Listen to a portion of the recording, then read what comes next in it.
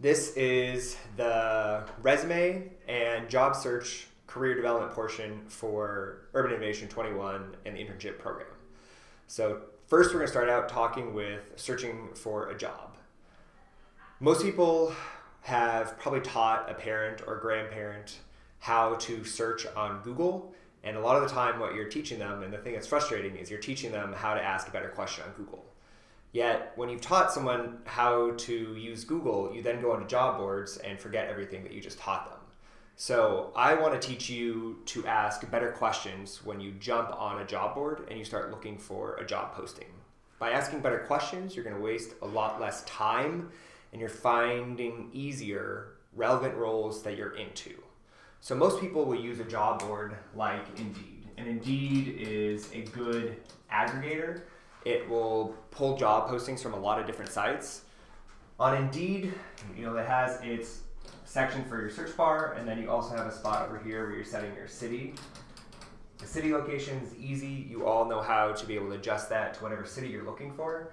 For the main search bar portion, a lot of times people will jump on here and they're going to write a word like manager.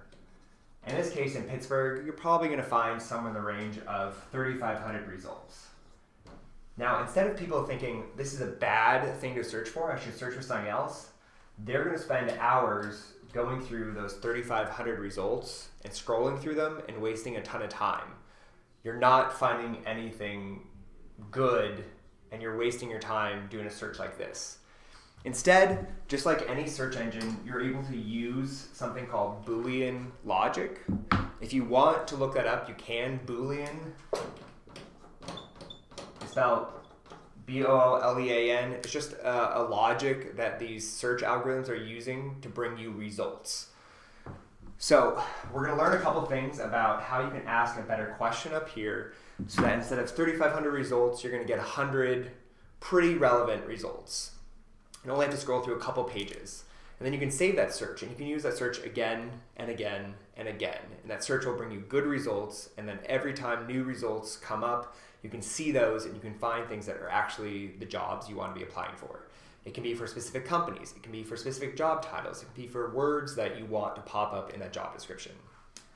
So the first thing we're going to learn is, and you might use this when you use Google, is an operator called AND.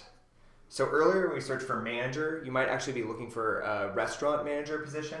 A great way to use AND would be to use two words, manager and restaurant. Now I'm capitalizing AND because it helps me in my head to know that's an operator, I'm using it in a very specific way. What AND is doing here is saying that I'm only going to bring you results, if you put this into Indeed, I'm only going to bring you results that have both of these words in it. So a job post that has the word manager in it but does not have restaurant will not show up in your results. A search result that will have restaurant in it, or a job post that will have restaurant in it but not manager, will not show up. You have to have both words. And that's what AND is doing. AND says you have to have both these things.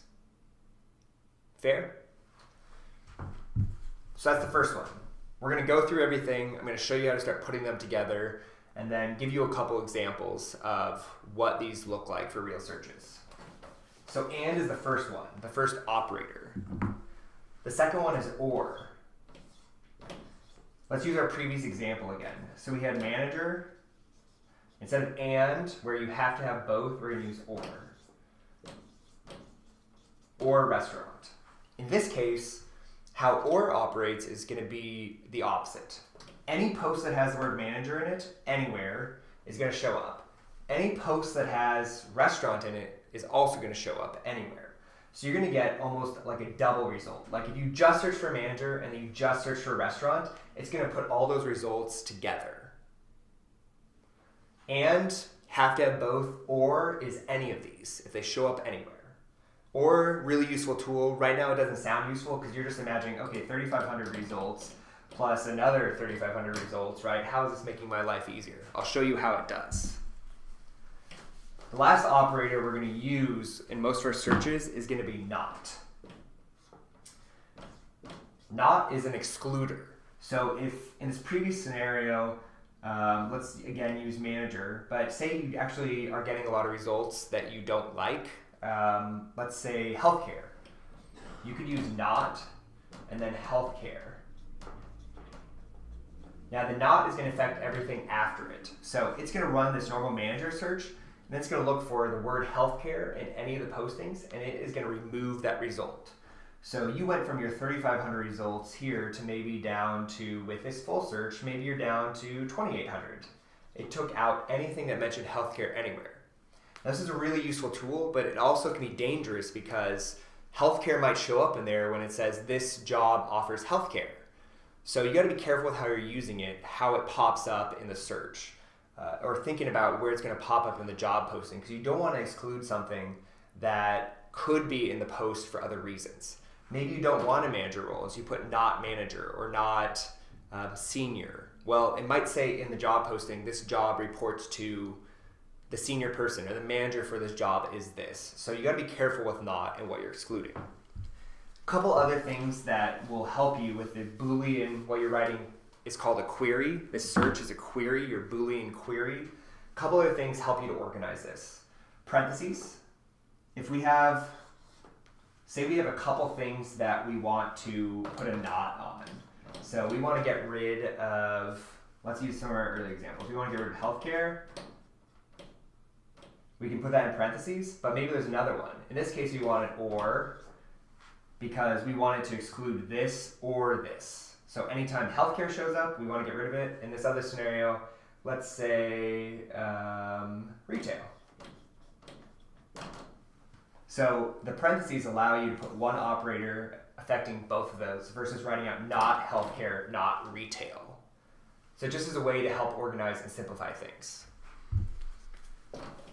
If you are using a phrase or anything that's longer than one word, you're going to want to put quotation marks around it.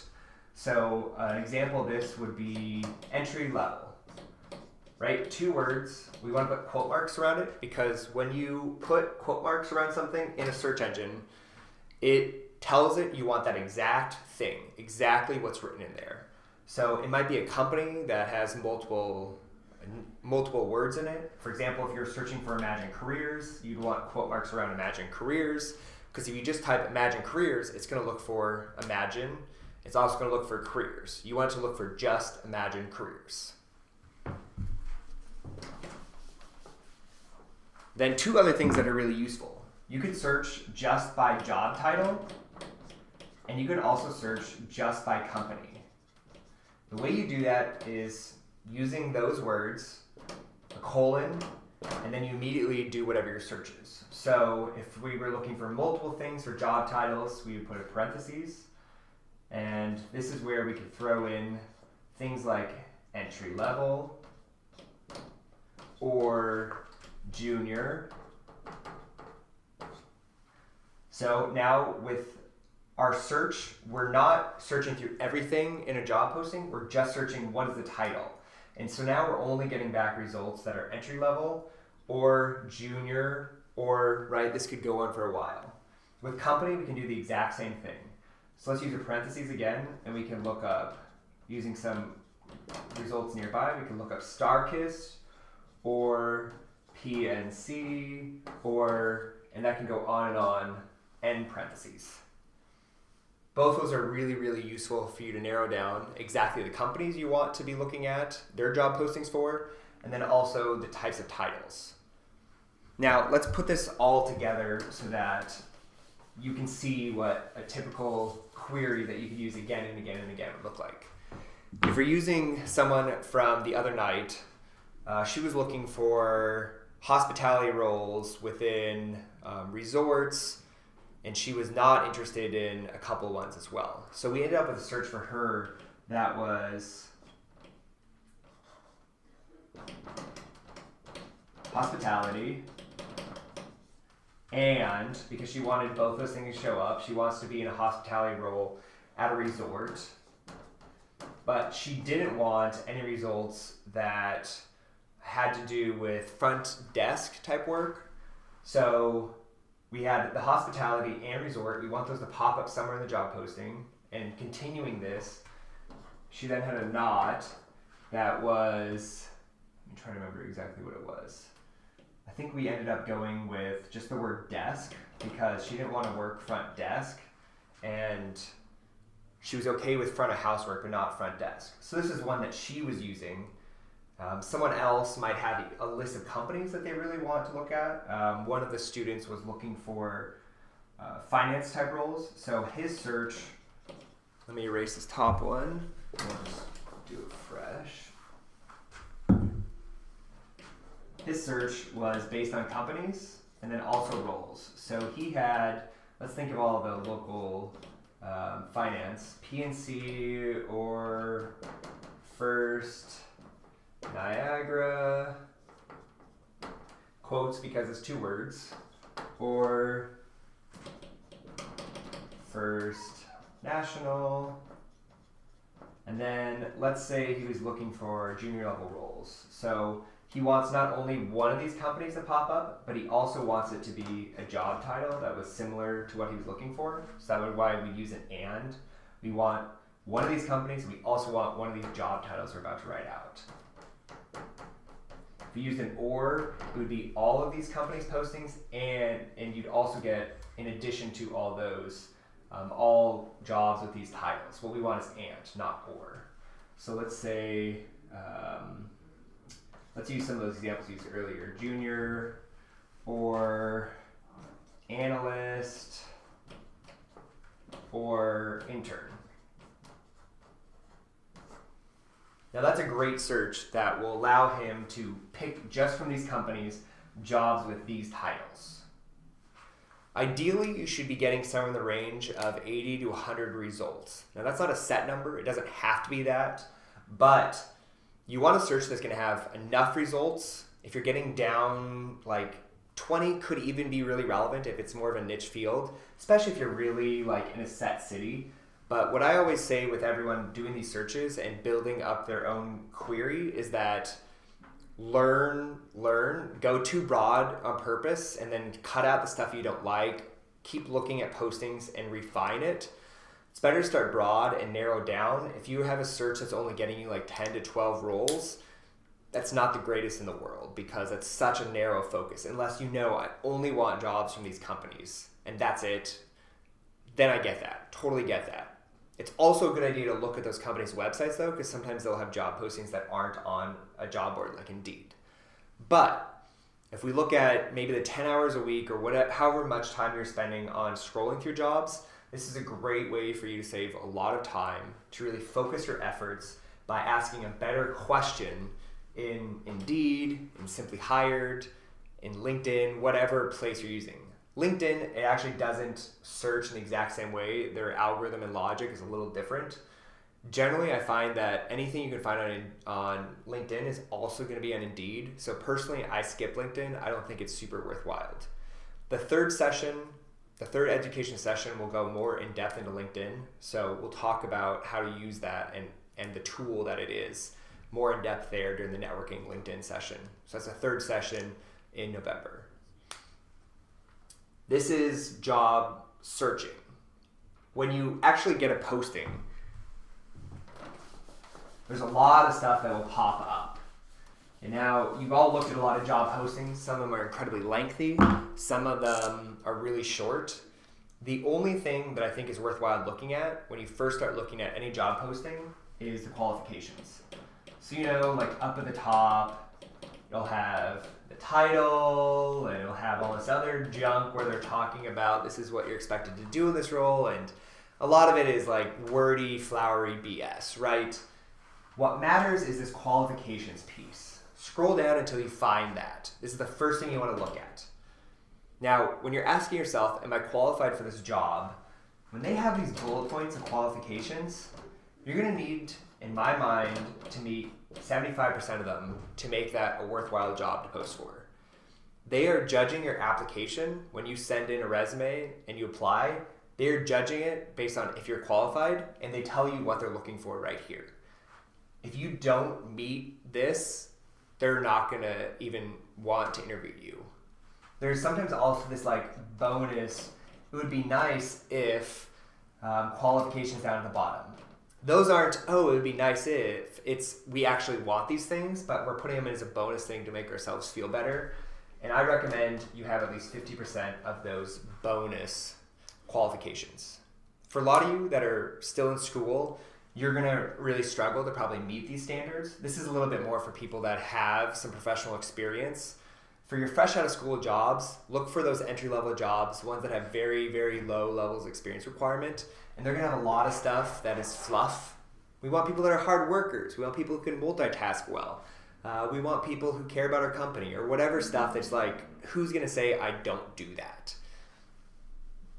So don't be super, super attached to these numbers, but think about, am I qualified for this job? And then can I show that I'm qualified for this job? So we talked about searching, which is going to get you good job postings that are relevant, that are the ones you want to apply for. We've just gone through how do you read the actual posting that the company put up. I do recommend doing more research than just what is in a job posting. Get a better feel for that company. Use, for example, Imagine Careers discovery platform to find out a lot more about that company. Our technology is at discover.imaginecareers.com. And this will give you a lot of information that companies don't really like to put anywhere, or it's not really well known. This will tell you things like, if you look up Webkite, for example, which is a Pittsburgh company located uptown, it'll tell you things about their health program. It'll tell you things about what sick leave is like there. It'll talk about aspects of their culture. You'll get to see what their space actually looks like. All the things that are really, really hard to know about a company until you get an actual job offer there, Imagine Careers is trying to make it easy to find that. So that's a great way to learn more about a company and is this a place I actually want to work? Where is their offices? Can I actually get there easily? So you found a job you want to apply for. You've done some research about the company. You said, this is a company that I think I want to work at. The next thing you're probably going to prepare is your resume. Most people's resumes are crap. The way that most people will approach a resume is like writing one essay for an entire semester worth of classes and using that essay for every single class no matter what. It doesn't make any sense. Each class is going to ask you something different, and so you're going to need to write something custom for that class, for that paper. Job posts are the exact same. Companies are drastically different. The roles you're applying for are going to be drastically different. You need your resume to align with what you're actually applying for. And like we talked about earlier with qualifications, you want to really, really highlight, this is why I'm qualified for this role. People that are in a hiring position get a crap ton of resumes, a lot of resumes. They're not going to spend 5 minutes looking over your resume and learning every little detail about you and that you won the 3rd grade spelling bee. They don't care about that. They only care about, are you qualified for this job? The goal of your resume is to get you an interview. Nothing else. The goal of your resume is to get you an interview. This document, if you're applying for a role you're qualified for, should do that. Now, let's make all these hiring manager jobs easy by saying, this is how I'm qualified. When you put together a resume, you're going to have your name somewhere up here. A lot of the formatting stuff people obsess about does not matter. It doesn't. As long as your formatting is legible and not in a weird font and a decent font size, it does not matter how you format your resume. But after you write up here, this is my name and my contact info and all that other stuff that most people put at the top of their resume, I'm going to suggest that you write a summary of qualifications.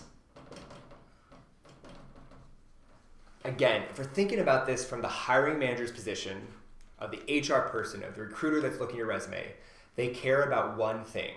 Are you qualified for this job? And if so, should I interview you? So let's put it at the very, very top. This is why you should interview me. When we had that job post, it had qualifications, it had bullet points. You can almost directly, line by line, address each of those. So if a job is asking for someone with experience in a certain software, you could say, 3 years experience with, in this case, I'll use an example for me, though it's more 10 years, Adobe Creative Suite.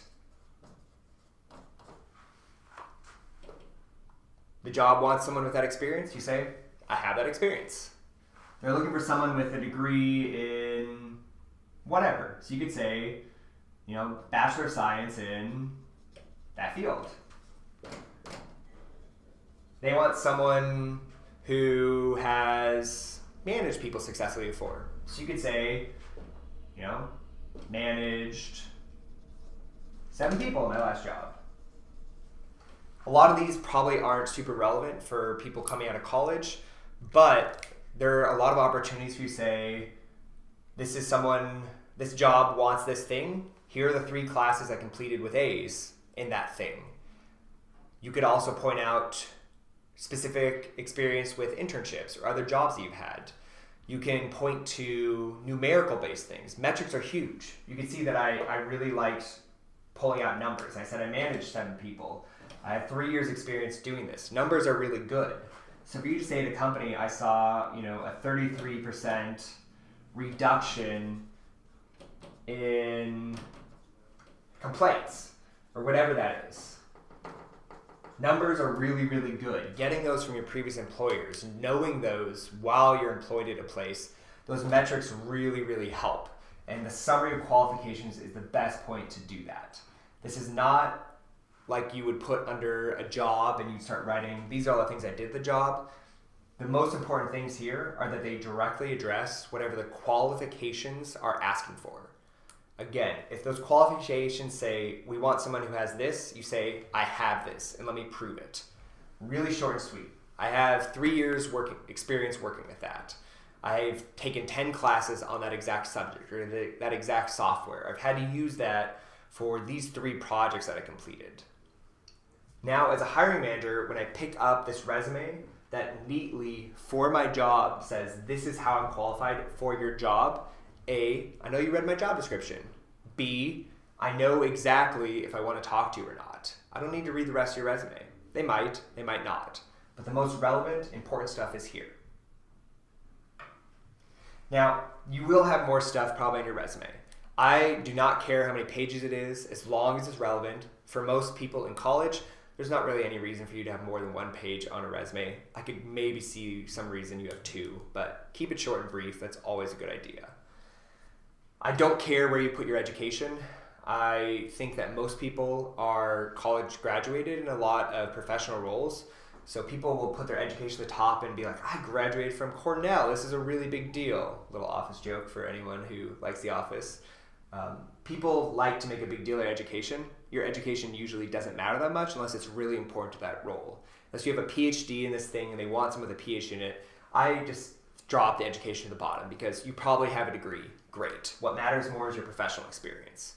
For you coming just out of college, probably not the case. Put your education wherever you think it makes sense. The most important thing with all the rest of this stuff, though, is it's relevant. Under your previous jobs, don't put that you coached soccer when you're 12 years old unless for some reason that's really relevant to this job. I worked Subway when I was 16 in between my sophomore and junior year of high school. That's never been on my resume because it's not relevant. People will list everything they've ever done. If it doesn't matter, don't put it on there. So, with everything else you're doing, make it relevant. The bullet points under those jobs of the things that you did there, make it relevant to the job you're applying for. Now you're thinking, this sounds like a lot more work. You bet your ass it's a lot more work. It does take more work to actually put this together. I'm not giving you the easy out, but by doing this, you're gonna actually get results. So yeah, you could apply with 1 resume to 100 different places and be lucky to hear back from a couple of them. Or you could actually spend time on 3 or 4 good resumes and hear back from all of them, because this is the sort of stuff that as a hiring manager, I really like to see. I have hired lots of people. I am hiring people for my own company, and it's really nice to see this is why you should talk to me. This is why I'm qualified for your job. Lots of other advice out there around resumes. Generally, I don't think much of it matters. Don't spray your resumes with perfume. Don't worry about the type or quality of the paper. Most of you are going to be submitting resumes electronically, so most of that stuff doesn't really matter. Font, just simple, legible. Only graphic designers should have really pretty resumes. Otherwise, just make it basic and straightforward. There's nothing special that is going to give you a boost up because your resume is nicely organized. Formatting is an easy thing to focus on that really doesn't matter. Focus on the quality of what's on here. Sometimes people will keyword pack where they're going to write in potentially even white font, all sorts of keywords off in a margin. And they think that works because a lot of these companies will use something called an applicant tracking system, where it's actually going to parse, it's going to read all the information from your resume, and it's going to try to look for certain keywords. If you're doing what we just discussed, if you're writing summary of qualifications and you're saying you're looking for this, I have this. If you're looking for Adobe Premiere Pro experience or whatever that software is, as long as you're using that word, you don't need to keyword pack, because you're saying already directly, this is why my resume is relevant. This is what I've done based on what you're asking for. So you're never going to need to worry about keyword packing. People keyword pack when they use one standard resume and then they realize, oh, I'm applying to all these different roles and I need a way to get through these filters. It's kind of a crappy way to do it, and it doesn't help you at all. So don't worry about that. Don't worry about putting in things to get past filters, because if you are writing good stuff about why you're qualified for a role, then you're going to get past that filter no matter what. Again, that's what big companies will use a lot, these applicant tracking systems. So don't worry about it. As long as you have a good resume, it's going to be a good fit.